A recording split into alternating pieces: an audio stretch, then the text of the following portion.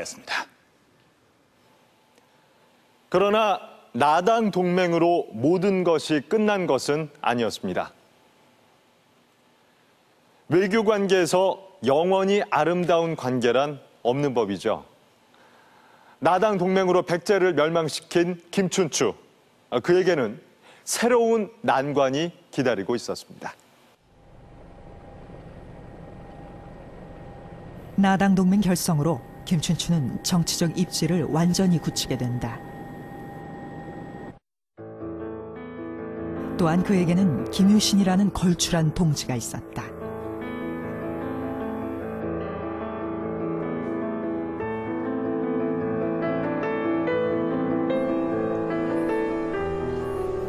날개를 단 김춘추는 빠른 속도로 신라 사회를 개혁해 나갔다.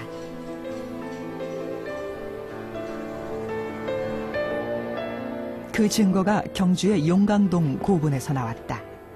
지난 1986년에 발굴해서 의외의 유물들이 출토되었다.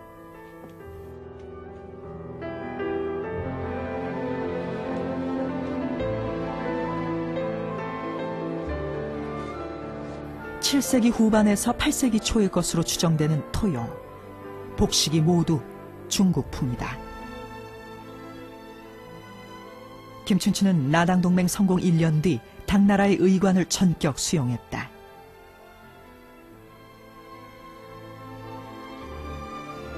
당과의 관계를 확고히 하려는 김춘추의 의도였던 것이다. 당이 신라를 믿게 하는 굉장히 중요한 절차들이었습니다. 그런 절차들에 대해서 신뢰감을 줌으로 인해서 신라는 결국 당에게 외교적인 파트너로서의 어떤 입지를 굳히게 되는 거죠.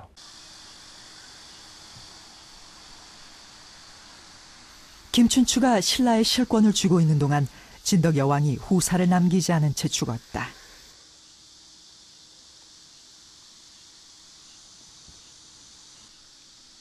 신라는 새로운 왕을 결정해야 했다. 보이는 것이 그 바위가 우리 표암이라고 있습니다. 표암이요. 신라에는 그들만의 독특한 제도 화백회의가 있었다. 진골 귀족들이 왕의 추대나 폐위 등 국가 대사를 만장일치로 정하던 의결 기구였다. 내에는 아마 그 이알폐국이 태어났던 저 위에서 그러면 이제 화백회의를 했다는 거죠? 예, 삼국유사에는 그렇게 알려져 있습니다. 그래서 신라의 화백 제도는 그 다수결 원칙이 아니고 만장일치제이기 때문에 대부분 박역거시를 추대하거나 아니면 진지왕을 폐위시킨 결정적인 의결 기구였습니다. 진덕여왕 다음 왕을 결정하는 화백회의가 열렸다. 바로 그 중심에 김유신이 있었다. 그는 김춘추를 추대했고 김유신의 위험에 아무도 반대하지 못했다. 마침내 김춘추는 신라의 왕이 되었다. 신라 제29대 왕 태종 무열왕이 된 것이다.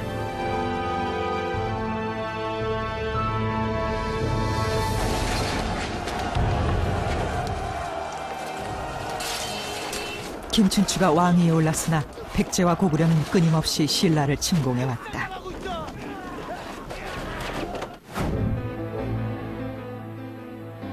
즉위 다음 해에는 고구려, 백제, 말갈 연합군이 침공해왔다. 신라는 큰 위기에 빠졌다. 나당 동맹을 성사시켰지만 당나라의 지원병은 오지 않았다. 군사를 청했으나 응답이 없자 김춘추는 큰 근심에 잠겼다고 기록은 전한다.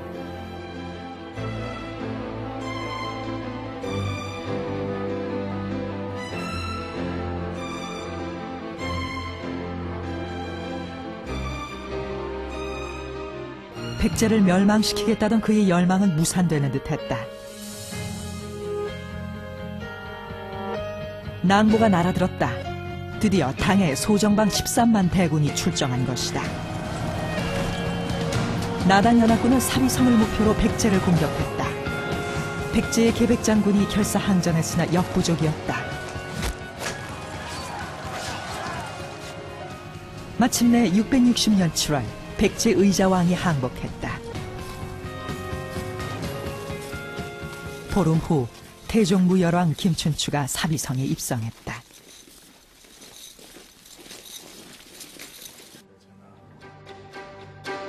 김춘추는 소정방과 함께 높은 곳에 앉았다.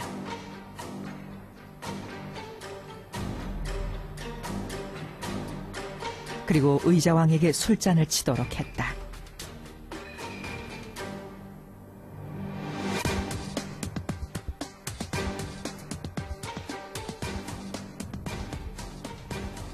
승자의 쾌감을 만끽하는 순간이었다.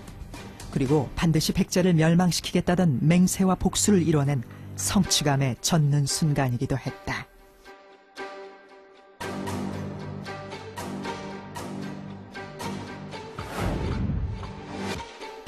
어쩌면 그 순간 대야성에서 죽은 딸과 사위의 모습이 떠올랐을지도 모를 일이다. 김춘추의 복수는 철저했다. 대야성에서 백제와 내통했던 거밀의 사지를 찢어 강물에 던졌다. 나중에 문무왕이 되는 범민도 복수에 가세했다.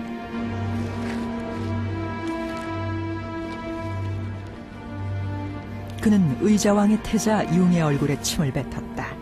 그리고 예전에 너희 아비가 내 누이를 죽여 옥중에 묻어둔 적이 있다. 그 일로 20년 동안이나 마음이 아팠는데 오늘 너의 목숨이 내 손안에 있구나.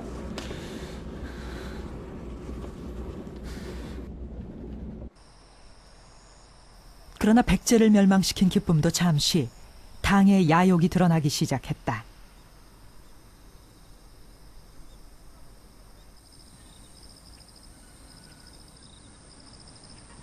정림사지 5층 석탑에는 소정방이 새긴 글귀가 남아있다. 당나라가 백제를 멸망시킨 것을 기념한다는 글귀다. 당은 의자왕과 함께 12,000여 명의 백제 백성을 포로로 끌고 갔다.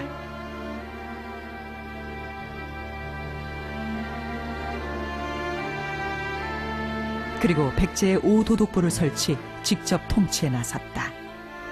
신라와 김춘추가 얻은 것은 없었다.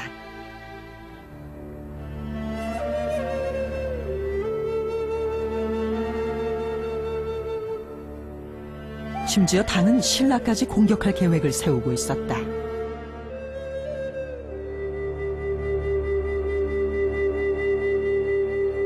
그런데 실제 당이란 세력은 백제보다도 고려보다 훨씬 강한 세력입니다. 그리고 이민족의 세력입니다.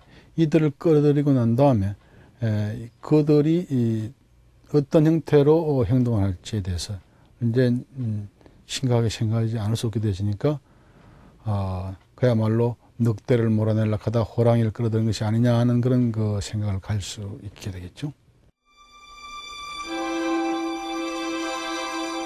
모든 것이 불확실했다. 백제는 멸망시켰지만 당은 신라까지 넘보고 있었다. 이 와중에 김춘추는 죽음을 맞이했다. 삼국사기는 왕이 돌아가셨다라고만 기록하고 있다. 661년 백제를 멸망시킨 지 1년 만이었다. 김춘추에게 당나라는 어떤 존재였을까요? 백제를 제압하기 위해 꼭 필요했지만 한편